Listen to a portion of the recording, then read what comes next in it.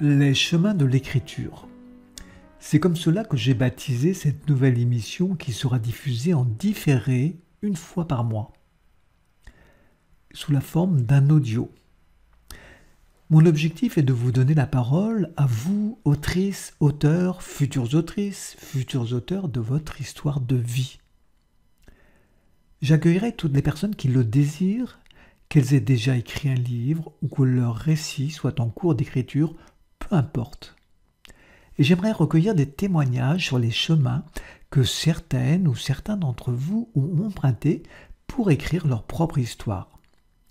Les personnes qui s'exprimeront pourront ainsi parler de leurs difficultés, mais aussi de ce qu'elles ont pu mettre en place pour mener à bien leur projet. Un bel échange d'expériences qui, je l'espère, pourra profiter à chacun d'entre nous. Bonjour Yasmina. Bonjour Patrick. Eh bien, écoutez, voilà, comme je dis toujours, je suis très contente de vous accueillir sur les chemins de l'écriture parce qu'aujourd'hui, c'est vous qui les prenez. Je dis que c'est vous qui les prenez, mais en fait, je crois que votre livre a été écrit déjà depuis quelque temps, c'est ça? Oui, exactement. Et justement, ce fameux livre, quel a été le déclic pour l'écrire? Qu'est-ce qui a fait que vous, un jour, vous vous êtes dit, je vais écrire un livre? Alors, j'ai compris que ma vie a été marquée par de grandes souffrances. J'avais besoin de dire et de me dire en me posant la question. Donc, j'ai commencé à m'exprimer par la peinture. Donc, exprimer ma douleur, ma souffrance par la peinture. Donc, je peignais à l'époque. Et je me disais un jour, Yasmina, il faut vraiment que tu écrives. Il faut que tu écrives un livre. Donc, je suis passée à l'œuvre. J'avais besoin de poser des mots, et donc là je précise MAUX, par la couleur, pour y mettre des mots MOTS. Et je crois que depuis toujours, j'ai voulu dire, écrire, dénoncer et surtout me libérer d'une injustice. Donc en fait, le fait de passer à la peinture justement pour écrire vous a aidé à surmonter ce que vous considérez comme une injustice. Exactement. Parce que j'ai exprimé ma douleur par la peinture, hein, à travers ce que je peignais. On ressentait des choses, j'exprimais toute... Bon, le mot est peut-être un petit peu fort, c'est surtout par rapport à mon vécu. Toute ma haine, je mettais ça sur de la toile. Voilà. Et Yasmina, euh, est-ce que vous pouvez nous parler du sujet de votre livre? Bien sûr, évidemment.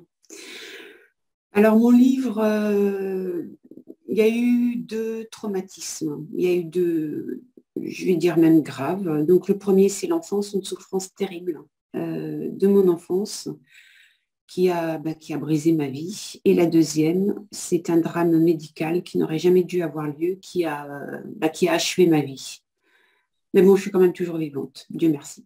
Dans ce livre, donc, vous délivrez en fait ces deux messages, le message sur votre enfance et le Oui, message sur voilà, ce problème médical, hein, on peut dire les choses comme e- ça. exactement. Et donc, moi, je pose souvent la question, si vous deviez ne retenir qu'un seul message de votre livre, enfin, si un lecteur devait retenir qu'un seul message, quel serait-il? Alors en fait, le message que j'ai voulu délivrer à travers ce livre, j'ai voulu revoir ma vie et affirmer que si on veut, on peut. Donc je m'en suis sortie gardant le plus grand secret de mes blessures. Toujours, en fait, j'ai voulu, donc à travers mes blessures, tout ce que j'ai vécu avec beaucoup de dignité. Je ne sais pas si je Donc, suis assez... si vous êtes clair, en fait, c'est un message positif que vous envoyez. Oui, j'envoie un message positif, exactement. Parce que le fait d'avoir écrit ce livre, je ne voulais absolument pas provoquer de la pitié, mais je voulais surtout montrer que ma force, en fait, c'était tout ça, c'était moi. Est-ce que justement le fait d'avoir écrit ce livre a changé des choses dans votre vie? Ou bien est-ce que ça a changé votre façon de voir les choses? Ah, mais complètement, complètement. Déjà, pour commencer, ça a été une thérapie.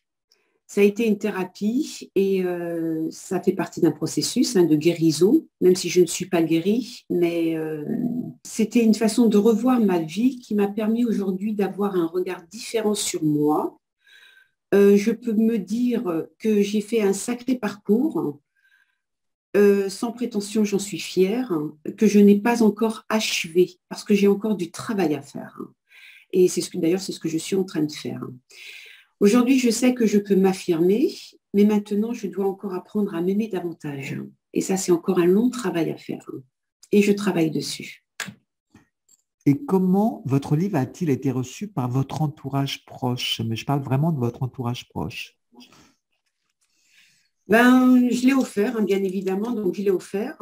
Les personnes ont été très surprises parce qu'on a connu une Yasmina d'avant et on a connu une Yasmina d'après. Donc, ils ont été surpris, je dirais même choqués. Les personnes me regardent différemment et je dirais même qu'il y a un certain respect qui s'est installé. Et, Et et ils ont peut-être aussi mieux compris mon caractère, celui d'aujourd'hui. donc cela a été en fait une façon de mieux vous connaître? Ah, complètement, bien sûr, bien sûr. Et quelle fut votre réaction lorsque vous avez tenu votre livre entre les mains pour la première fois et que vous avez vu votre nom, en fait? Beaucoup d'émotions. J'ai pleuré, j'étais émue. Je l'ai serré fort dans les mains parce que franchement, j'y croyais pas. Et ça, Patrick, je dois vous dire un grand merci parce que sans vous, je n'y serais jamais arrivée. Donc, vraiment, sans aucune prétention, je me dis que quelque part, je le mérite parce que ça a été un long travail. Et j'ai réalisé mon rêve qui me tenait au corps et au cœur. Et que devient votre livre aujourd'hui? Vous avez décidé de le publier ou est-ce que vous le réservez à des personnes de votre entourage? Moi, je l'ai offert. J'en ai commandé quand même pas mal.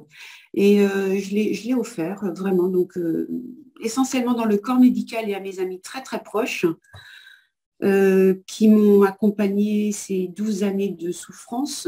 Je ne parle pas des années précédentes par rapport à ce que j'ai vécu dans mon enfance. Et c'est vrai que les personnes ont été très, très émues, touchées, avaient beaucoup de mal à croire ce qui m'était arrivé. Et que retirez-vous comme expérience en tant qu'autrice? Ben, c'est un travail certain sur soi et dans la forme. Je suis allée un peu plus loin dans la connaissance de moi-même. Comme disait Socrate, connais-toi toi-même. C'est un travail, c'est une découverte sans fin. C'est apprendre à se connaître, c'est-à-dire nos cœurs subtils et leurs surprenantes capacités. Si j'essaye d'expliquer un petit peu la citation de Socrate, connais-toi toi-même. En fait, je ne me connaissais pas. Et en écrivant, j'ai appris à me connaître. Je me suis découverte, j'ai découvert qui j'étais en fait. C'est comme une révélation. Complètement.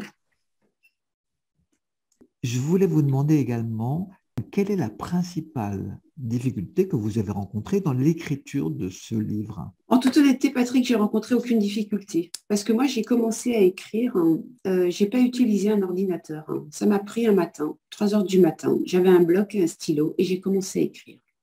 C'est comme ça que j'ai commencé à écrire. Et c'est parti tout seul, en fait. J'ai commencé à glisser des mots, des phrases sur des feuilles. Quel conseil donneriez-vous à une personne qui désire écrire son premier livre? Moi, je lui dirais qu'il faut passer à l'action. Il ne faut jamais remettre à demain ce qu'on peut faire aujourd'hui. Quand on a envie d'écrire, parce que c'est vrai que j'entends autour de moi, j'ai envie d'écrire, mais il faut le faire. Il faut passer à l'action. Il ne faut pas hésiter. Voilà, ça c'est un conseil que je donne. Il ne faut jamais remettre à demain ce qu'on peut faire sur le moment. Voilà, moi je dis toujours quand on veut, on peut. On peut le décider et on peut le faire. Sachant que c'est une démarche courageuse d'écrire un livre sur soi. Bien sûr, moi j'y tenais. D'ailleurs, j'ai commencé en 2012. Il y a eu un petit arrêt de ma part.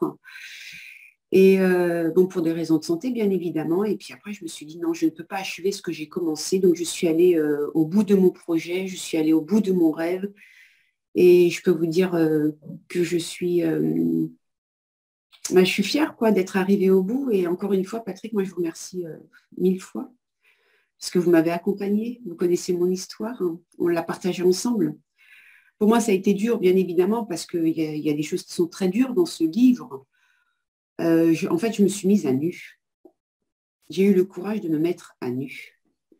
Oui, c'est pas évident, mais je me suis dit, si je ne le fais pas, je ne le ferai jamais. Et c'est ce qui m'a permis de m'affirmer, en fait. Ça m'a beaucoup aidé. Eh bien, Yasmina, en tout cas, je vous remercie beaucoup. Ah, j'ai juste une question. Est-ce que vous avez l'intention d'écrire un second livre, hein? Peut-être. Quand vous l'aurez écrit, on se redonnera rendez-vous sur les chemins de l'écriture.